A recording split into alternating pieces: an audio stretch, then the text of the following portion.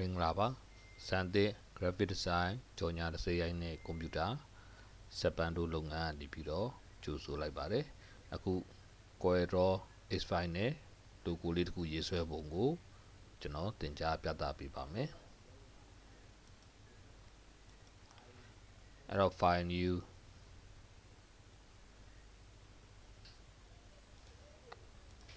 okay အဲ့တော့ကျွန်တော်ဘယ်ပုံလေးကိုရေးဆွဲမလဲဆိုတာကို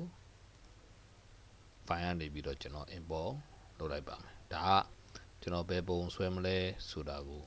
ပြတာပါ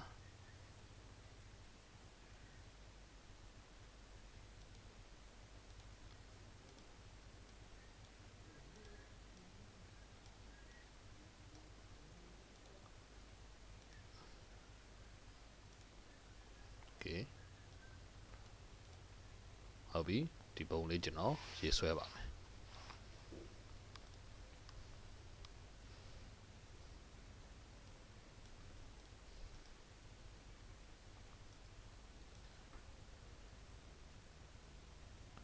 အဲ့တော့ကျွန်တော်ဒီကစဝိုင်းလေးတစ်ဝိုင်းကိုရေးဆွဲဖို့အတွက် height ellipse 2ကိုရေးဆွဲရွေးလိုက်ပါတယ်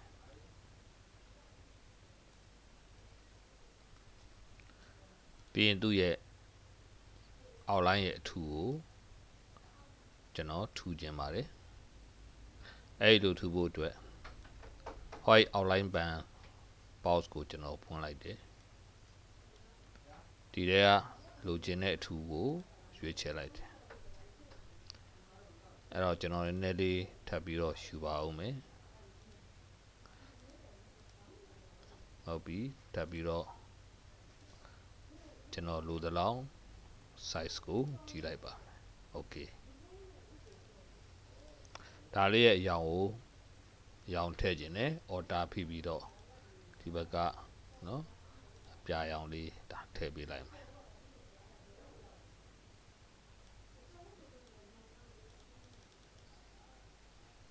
order ကိုဖိပြီးတော့အရောင်လေးထည့်ပါ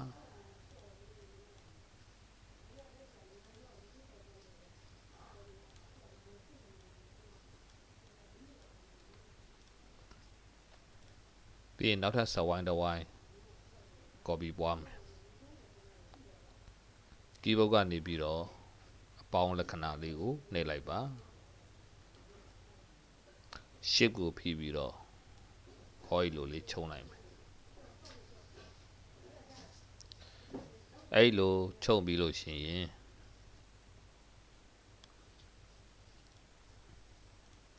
ဟုတ်ပြီဒီ outline လေးကိုoutline လေးကိုကျွန်တော်ခပ်ပါးပါးလေးပြုလုပ်လိုက်တယ်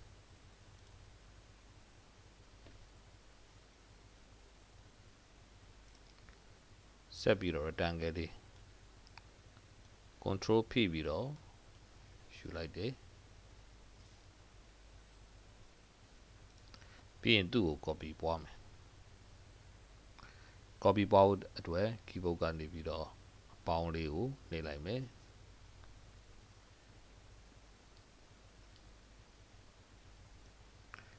ဒါလေးကိုဒီဘက်ကိုဒါရွှေ့လိုက်မယ်အဲ့တော့ဒီကနေဒီအထိဒါ၃ခုပွားခြင်းတယ် height 2လေးကိုသုံးကြည့်အောင် plan 2ဒီကနေဒီကိုဖိဆွဲလိုက်တယ်ဒီထဲမှာပွားသွားတဲ့အရေးအတွက်အများကြီးမလိုချင်ဘူးတခုပဲလိုချင်တယ်အဲ့တော့ကြားထဲမှာအညီညာညီပြီးသားဖြစ်သွားတာပေါ့ဒီကောင်လေးနည်းနည်းလောက်ကတ်မယ်ဒီဘက်ကို control လေးဖိပြီးတော့ကတ်မယ်ရွှေရင်းနဲ့ control ကိုဖိပါတစ်ဖြောင်နဲ့သွားခြင်းလို့ခြားလိုချင်တဲ့အချဲကိုနှစ်သက်တဲ့လောက်အသုံးပြုပါမယ်ပြီးရင်ဒီ object အားလုံးကို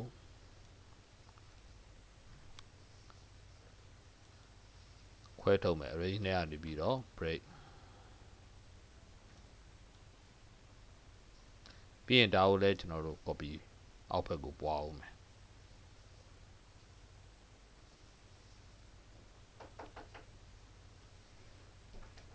အပေါင်းလက္ခဏာလေးကိုနှိပ်မယ် ဒီဘက်ကိုရွှေ့မယ်ရွှေ့ပြီးရင်သူတို့သုံးခုကိုဟို plan 2လေးနဲ့ဒီလိုလေးပွားလိုက်အဓိက plan 2ကိုကျွန်တော်သုံးတက်အောင်လို့ပါတခုပဲကျွန်တော်ပွားလိုက်မယ်โอเค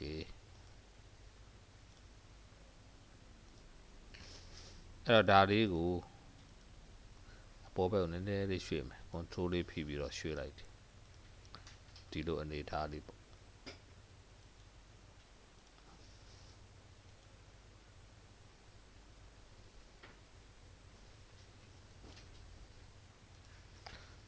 အဲ့တော့သူတို့လည်းဒီကောင်နဲ့တန်းလေးဖြစ်အောင်ပြုလုပ်မယ်ပြီးရင် plan 2လေးနဲ့ဟောလိုလေးပွားမယ်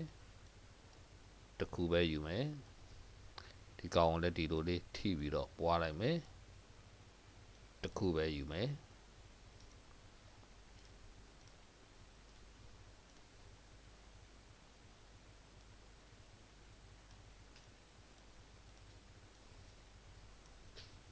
ဒါတွေအားလုံးကို range နဲ့ကနေ break ဆိုပြီးတော့တစ်ခုစီကွဲထွက်သွားအောင်ပြုလုပ်လိုက်ပါတယ်အဲ့လိုကွဲထွက်သွားပြီဆိုမှကျွန်တော်တို့အယောင်လေးတွေထည့်အောင်ကျွန်တော်လိုချင်တဲ့အယောင်လေးတွေနော်ဒီဘက်ကနေပြီးတော့ဒါအယောင်တစ်ခုစီပေါ့နော်ကိုလိုချင်တဲ့အယောင်လေးတွေတစ်ခုစီထည့်မယ် mouse ကိုဖိထားလိုက်ရင်အယောင်တစ်ခုရဲ့နောက်ထပ်မျိုးနွယ်တွေထပ်ပြီးတော့တွေ့ရပါလိမ့်မယ်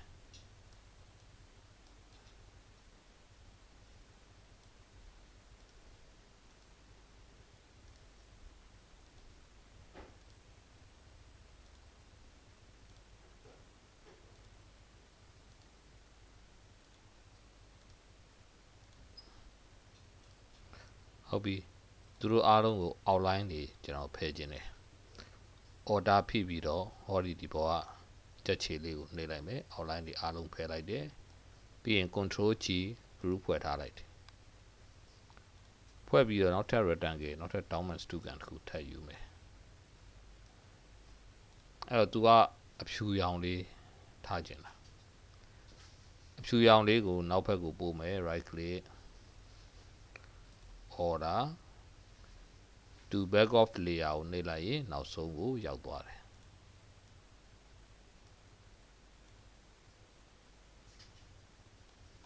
အဲ့တော့မိမိ select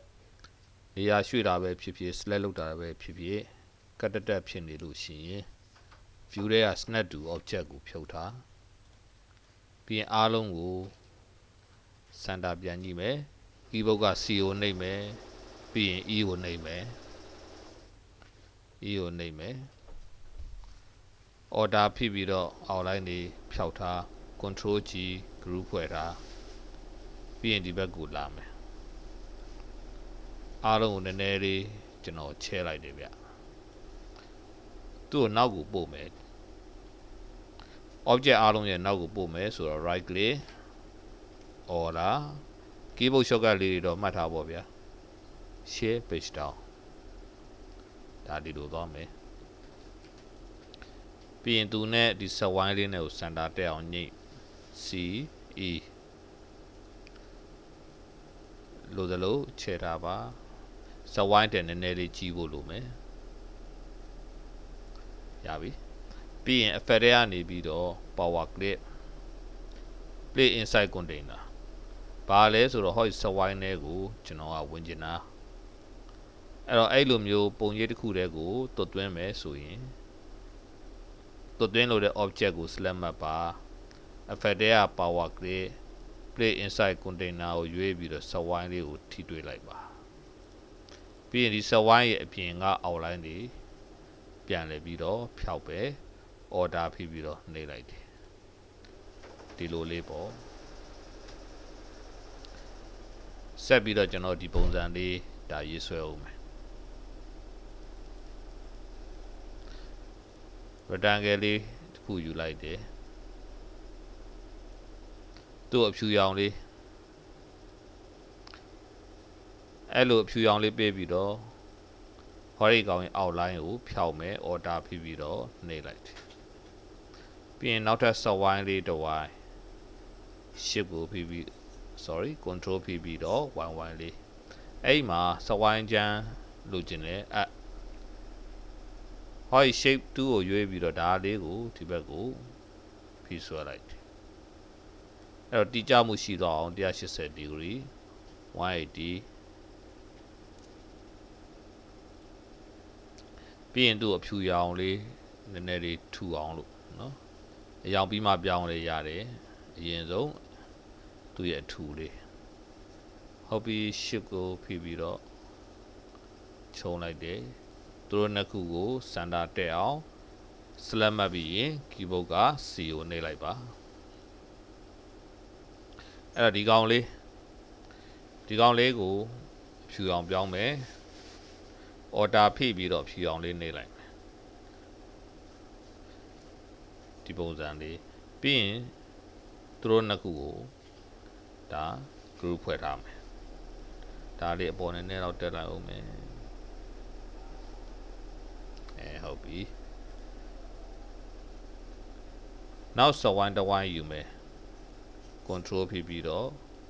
y လေးသူ့ကို copy ပွားမယ်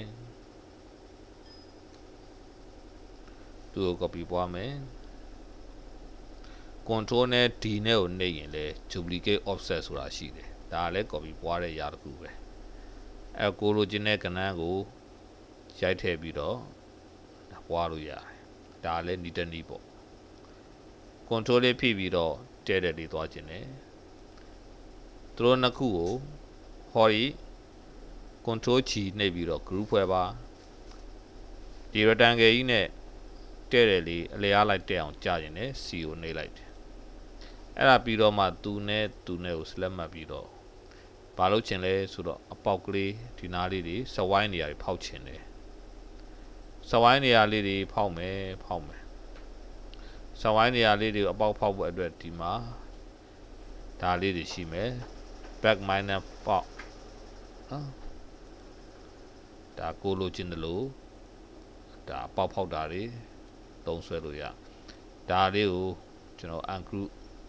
စဝိုင်းနှစ်ဝိုင်းခုနအလဲချိန်လုံးကကျွန်တော် group ဖွဲ့ထားတယ်အဲ့ဒါလေးကို ungroup ဆိုပြီးတော့ group ပြန်ခွဲလိုက်ဒါမှကျွန်တော်တစ်ခုချင်းစီလုပ်ကြည့်ရအောင်စဝိုင်းနဲ့ downman stugan ကိုမှတ်တယ်ပြီးရင် combine နေလိုက်တယ်အဲ့လိုပဲဒီဘက်မှာစဝိုင်းနဲ့ ဟောဒီ downman stugan ကို select မှတ်တယ် combine ဆိုတာနှိပ် combine ဆိုတာနှစ်ခုထပ်တဲ့နေရာအပေါက်ဖောက်မှာပဲဗျာနှစ်ခုထပ်တဲ့နေရာဟုတ်မဟုတ်ကိုသူ့ကိုနေရာရွှေ့ကြည့်ဒီမှာအပေါက်ကလေးတွေကနောက်ကအရောင်ကိုလှမ်းပြီးတော့မြင်နေရမယ်အဲ့ဒါပြီးသွားရင်နောက်မှာသူတို့နှစ်ခု group ဖွဲ့မယ် control G အပေါ်ဘက်ကိုလာမယ်နည်းနည်း side ကြည့်လိုက်အောင်နည်းနည်းချမယ်ကဲသူတို့စင်တာညှိမယ် C အဲ့တော့ဒီကောင်လေးကလည်းဟောဒီ power click လုပ်ထားတဲ့ဒီ sewine area နဲ့ကွက်တိဖြစ်ချင်အဲ့တော့ဒီ power click လုပ်ထားတဲ့နောက်က sewine ကိုပြန်ပြီးတော့သူ့ထဲကိုဒီကောင်လေးသွင်းမယ်ထပ်ပြီးတော့ဘယ်လိုသွင်းမလဲဆိုတော့သူ့ကို cut လုပ်မယ်ဗျ right click cut ပြီးရင်ဒီထဲကိုဝင်မယ်ဆိုတော့ကျွန်တော်ပြန်ညှိမှာဖြစ်တယ် right click select မှလိုက်တယ် edit content ဆိုပြီးဝင်လိုက်တယ်ဒါခုနကဒီ4000ပုံကြီးထဲကိုဝင်လိုက်တာပြီးရင်ဒီထဲမှာ paste ပြန်လုပ်မယ် control V ဟုတ်ပြီ power click လောက်ထားတဲ့ထဲကိုဝင်ပြီးတော့ကျွန်တော်ထည့်သွင်းတယ်ထည့်သွင်းပြီးပြန်ထွက်မယ် right click finish ဟောဒီလိုလေးလုပ်လိုက်တယ်ကဲဆက်ပြီးတော့ကျွန်တော်ဘာဆက်လုပ်မလဲ mouse ပုံသဏ္ဍာန်လေးဒီပုံသဏ္ဍာန်လေး rectangle ပြီးရင်တရိကန်လေး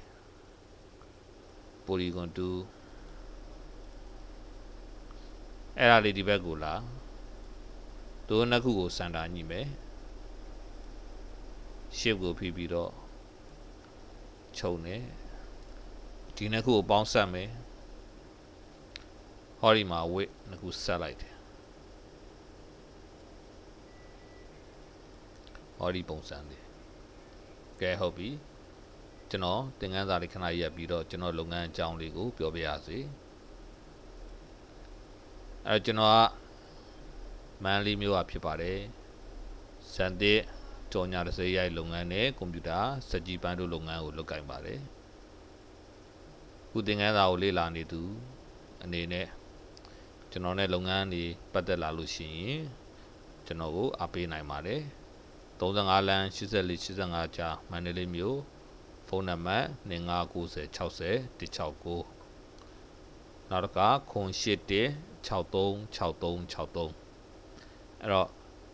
အင်ကြီးတွေကိုခြီရိုးကျင်တာပဲဖြစ်ဖြစ်ဒဇိရိုက်ကျင်တာပဲဖြစ်ဖြစ်ကျွန်တော်စီမှာအားပေးနိုင်ပါတယ်ဒဇိရိုက်လုပ်ငန်းလဲလုပ်ကိုင်နေဒီဇိုင်းလဲရေးဆွဲပါတယ်ကွန်ပျူတာစက်ပန်းတို့လဲကျွန်တော်လုပ်ကိုင်ပါတယ်အဲ့တော့ကျွန်တော်ရဲ့ page လေးကိုမှတ်ထားပေးပါဦးဟုတ်ပြီကျွန်တော်သင်ခန်းစာလေးကိုဆက်လိုက်ရအောင်အဲ့ဒီတောင်းမှန်စတူကန်လေးကိုအဖြူရောင်လေးဖြည့်မယ်သူ့ရဲ့အထူအောက်လိုင်းလေးကိုထူမယ်အောက်လိုင်းပန်ကိုဖွင့်မယ်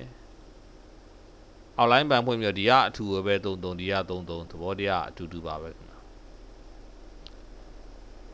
အဲ့တော့ကိုလိုချင်တဲ့လောက်အထူလေးကိုပေးတယ်ပြီးလို့ရှိရင်ကျွန်တော် okay အရောင်လေးကိုရွေးချယ်တယ် okay ပေးတယ်ဒီလိုလေးရပါမယ်ဒါလေးကိုဒီဘက်ကိုလာမယ်သူ့ကိုလှည့်မယ်သူ့ကိုလှည့်မယ်ဟုတ်ပြီ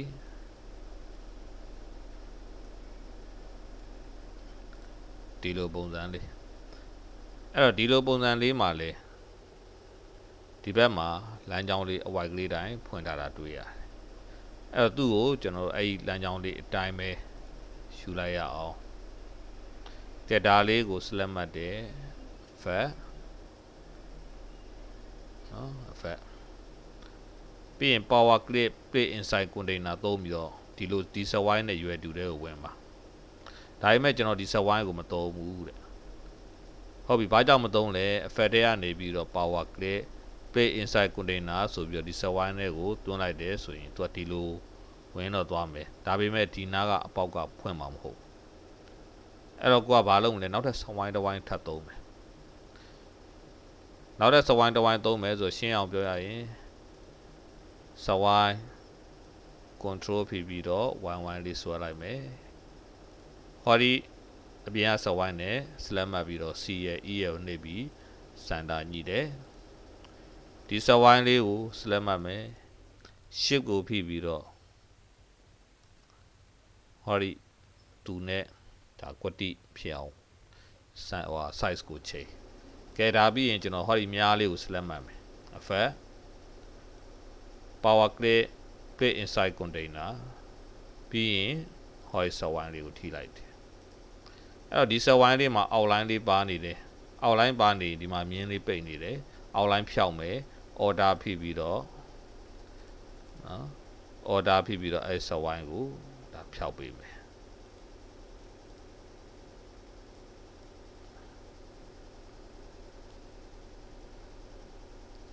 ဒီပုံစံလေးပေါ့ okay ဟုတ်ပြီအဲ့တော့ဒီလေ့ကျင့်ခန်းလေးကိုဒါလေ့လာပြီးတော့လေ့ကျင့်ကြည့်ပါ